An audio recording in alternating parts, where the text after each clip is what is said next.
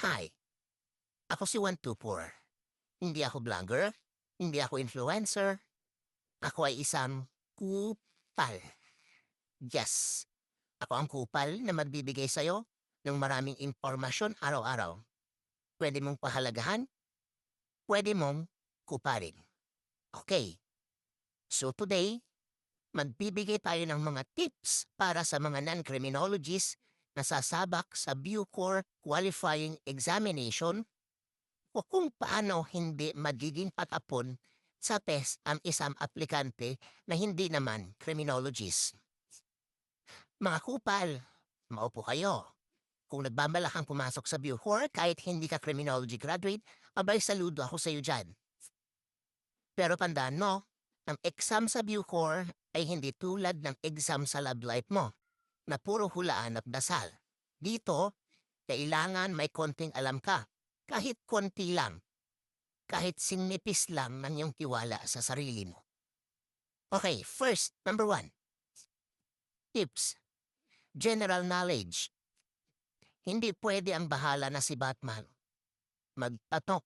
Ang mga tanong dito ay tungkol sa gobyerno, batas, at kung paano gumagana ang Pilipinas. Oo, kung gumagana pa nga ba. Ano ang mga dapat mong aralin? Una, Philippine Constitution. Rights ng mga tao. Lalo na yung rights mo kapag nadali mo ang maling sagot. Republic Act 10575.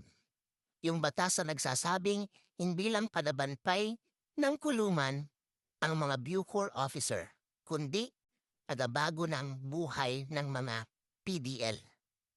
Kung hindi mo kabisado yon, huwag kang umasa sa divine intervention. Hoy, busy ang Diyos. Huwag kang kupal. Next, number 2. Logic and math. Hindi ito sudoku sa kanto, ha? Kung hirap ka sa logic, i-review mo. Kung allergic ka sa math, mag-take ka ng gamot. Ratio, percentage, word problems, basic lang yan. Hindi ka pa gagawin dito ng calculus. Relax ka lang.